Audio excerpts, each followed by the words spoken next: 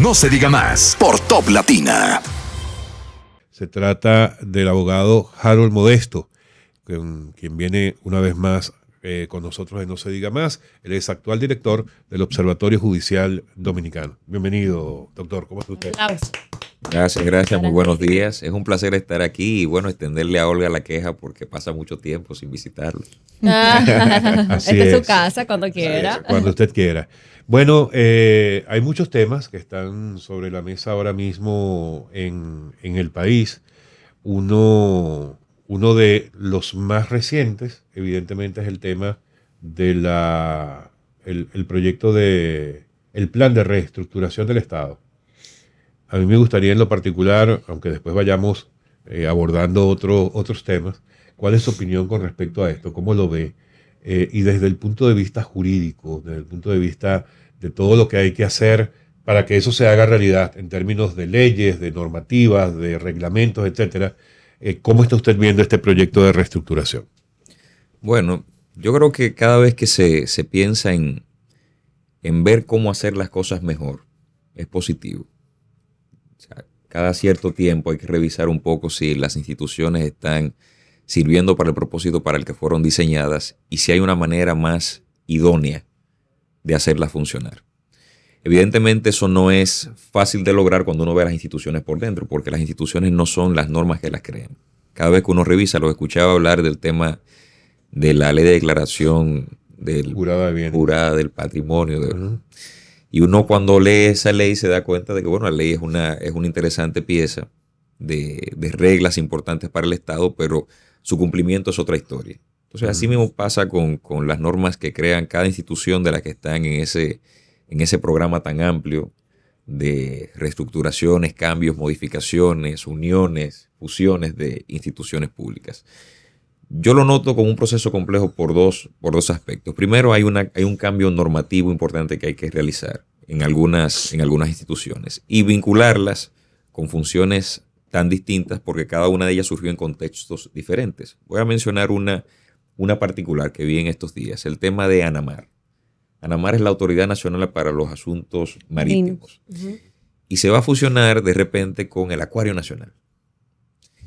Y esa institución surgió como resultado de unas cuestiones convencionales que existen en la Convención de Naciones Unidas sobre el Derecho del Mar, que versan sobre la investigación de los fondos marinos, que entendamos qué recursos tenemos y lo demás. La institución, si bien no ha tenido el desarrollo, pero es una cuestión pendiente para la República Dominicana, el desarrollo de los asuntos marítimos. Y de repente se fusiona. Y esa ley surgió en el momento en que se declaró República Dominicana como Estado archipelágico. Entonces uno se da cuenta que es un contexto totalmente distinto al momento actual. Si se toma en cuenta eso, entonces se va a sumar a este proceso tanto las deficiencias normativas de antaño con las que nacieron esas instituciones y aquellas deficiencias que se fueron acumulando porque ya algunas normas no responden a este momento.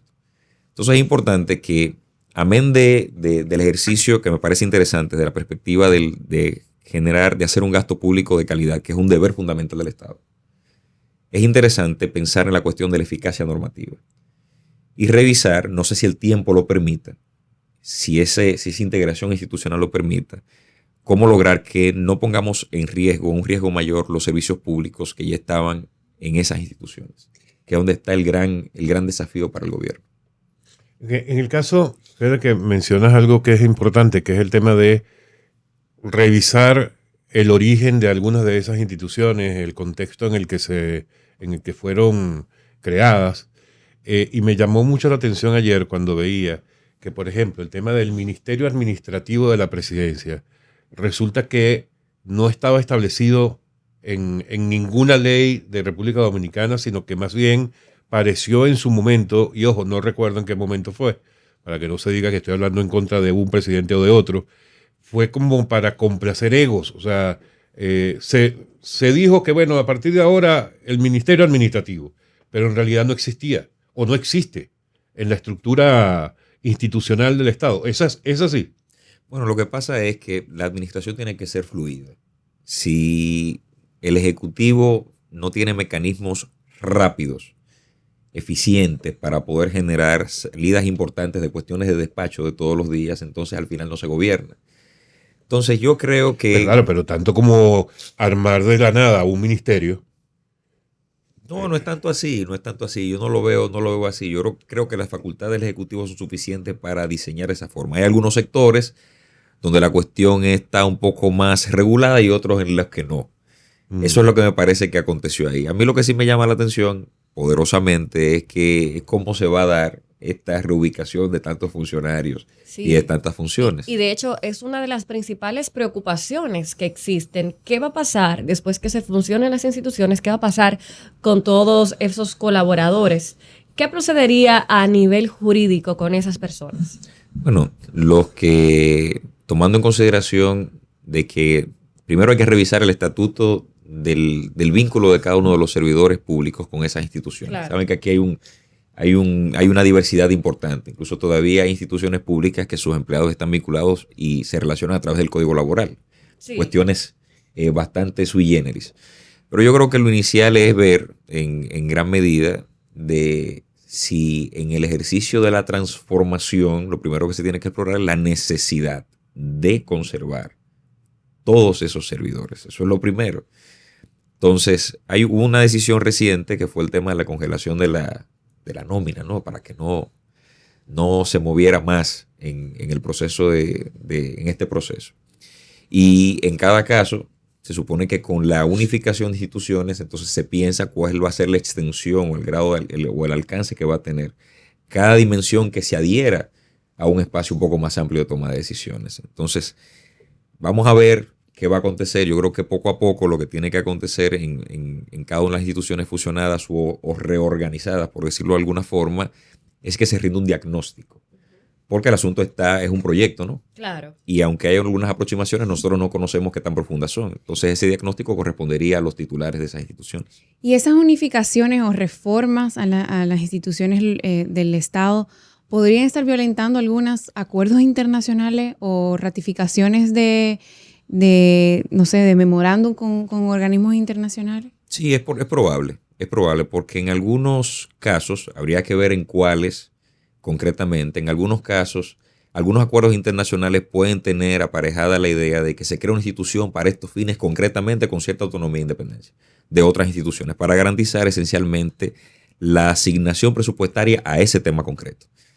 Entonces habría que revisar también recomendaciones, convenios, recomendaciones de órganos que son creados con ocasión de los convenios para ver entonces en qué dirección van las cosas. Es un análisis importante que hay que hacer. No es solo eliminar por eliminar y no es solo crear etiquetas de nombres institucionales. Hay una preocupación y es interesante, por ejemplo, ver al ministro de Educación en desacuerdo con la decisión de la unión entre el Ministerio de Educación Superior. Es una barbaridad. Bueno, el de Educación Superior. De Educación Superior. Sí, porque el ministro de Educación, imagínense. Pero ya el jefe habló, yo no entiendo, o sea. Bueno, al final de la jornada, yo creo que son dos mundos que funcionan de manera muy distinta. Y si bien hay personas que ya dicen, bueno, el 4%, que fue una conquista de la educación desde una visión de la educación. Entonces, ¿qué pasa con el 4%? Me parece interesante reflexionarlo a esta altura del juego. Claro, como siempre tenemos poco tiempo, vamos a pasar a otro tema. Porque lo de la reestructuración del Estado, evidentemente ahora es que viene posibilidad de discusiones, porque es un plan simplemente presentado y en macro. Ahora vienen todas las discusiones alrededor de eso. Por lo pronto, el tema de la reforma constitucional, que es otra de las reformas que han sido anunciadas por el presidente como parte de todo este paquete. ¿Cómo lo ven ustedes desde el Observatorio Judicial? Y no sé si quieres incluir ya de una vez todo el paquete de reformas, ¿cómo lo ves desde el punto de vista, vamos a llamarle, estratégico? Muy bien. Bueno, hay algo que decir de parte de los que vivimos la reforma constitucional del 10, del proceso. Sí.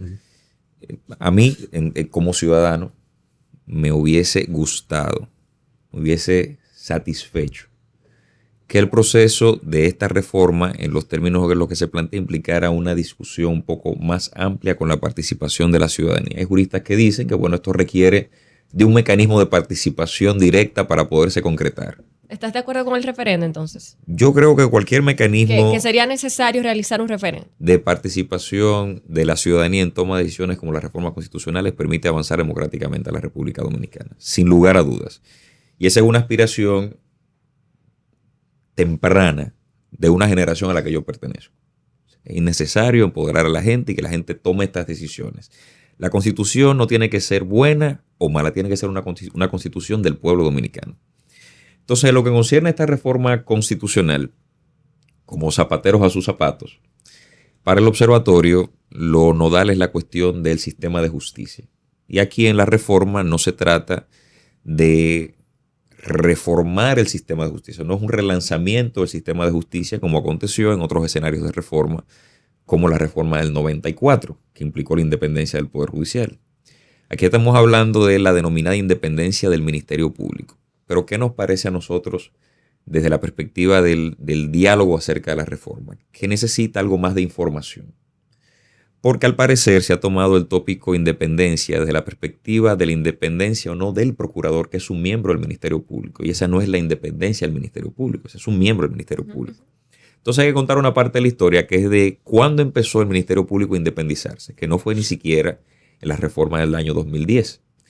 El Ministerio Público empieza a independizarse por una decisión política de que los fiscales designados por decreto, los designados del Poder Ejecutivo, se sometieran a un proceso de formación. Si pasaba un examen previamente que permitía verificar si tenían las competencias o no para ser Ministerio Público. Como ya el Poder Judicial tenía la escuela de la judicatura, entonces veníamos para comenzar a dar los primeros pasos con la escuela del Ministerio Público y que los fiscales también fuesen de carrera. Entonces se creó un programa especial de formación, le denominaban el PEF. Los fiscales que fueron designados por decreto y que no pasaron, entonces no conservaron el puesto de fiscal.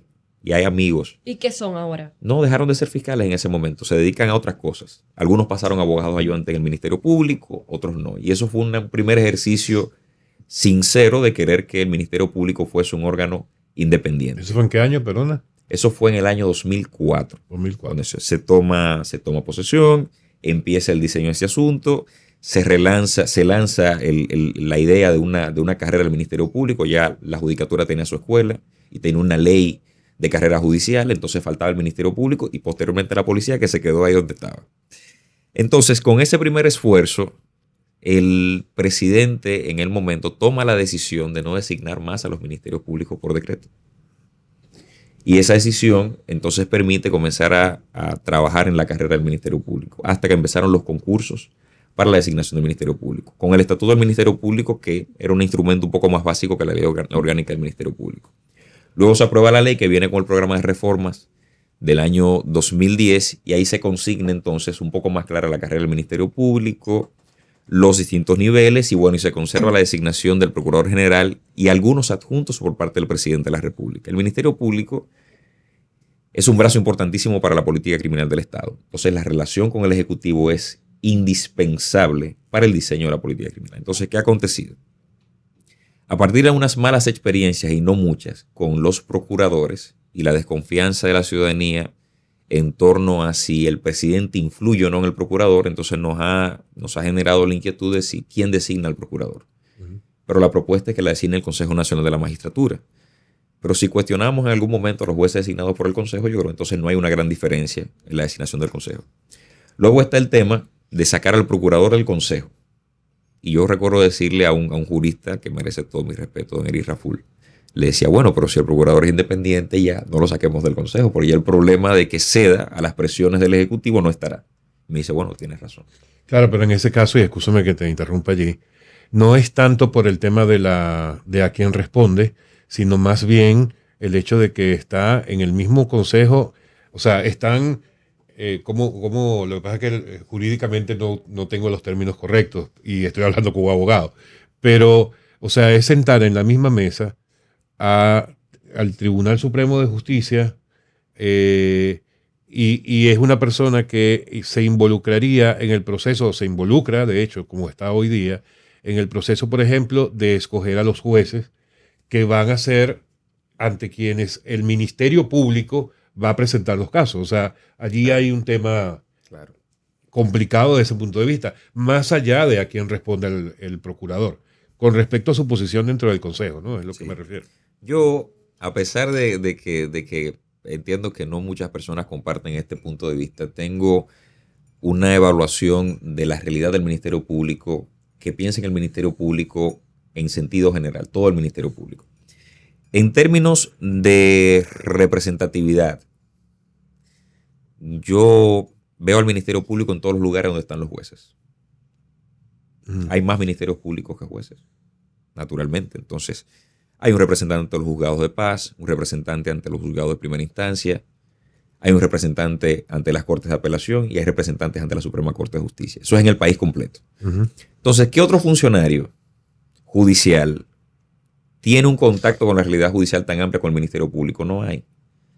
Entonces, cuando escucho la idea de reforma y alguien propone, por ejemplo, el presidente del Tribunal Constitucional, digo, pues entonces mejor el Ministerio Público, mejor el procurador.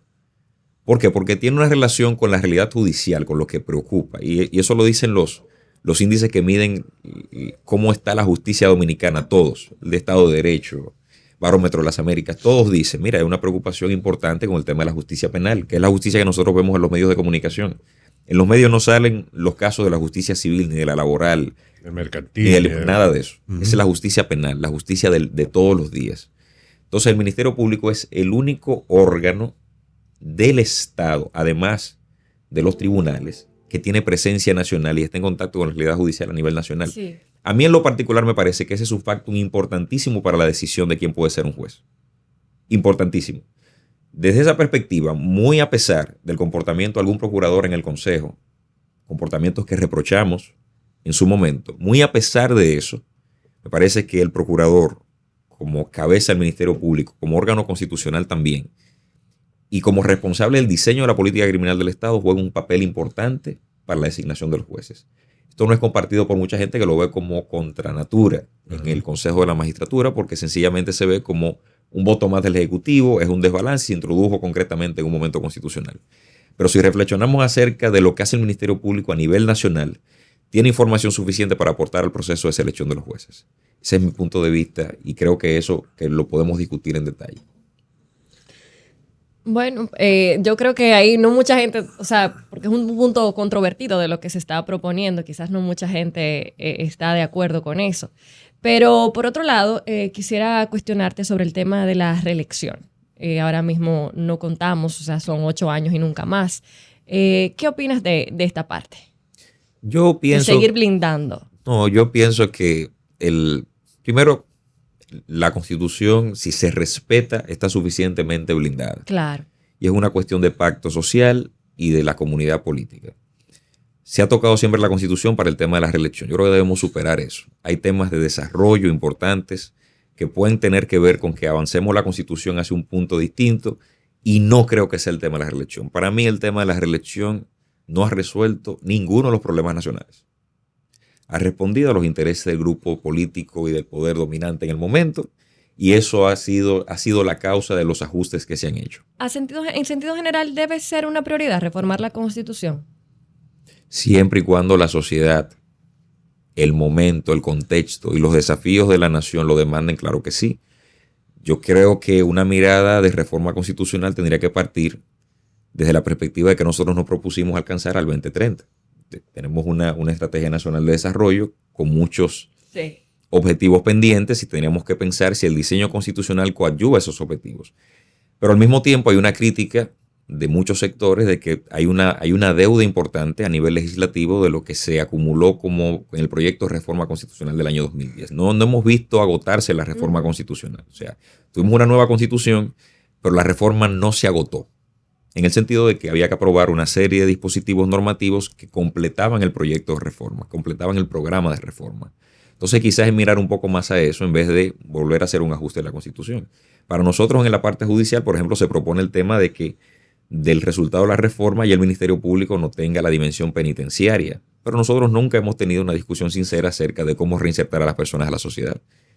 Y eso no es una cuestión de la reforma constitucional, es que uno con esta Constitución y con la que viene va a tener la victoria. ¿Sería positiva la creación de un Ministerio de Justicia? Si las dimensiones de actuación del Ministerio de Justicia no solapan las del Ministerio Público, uno.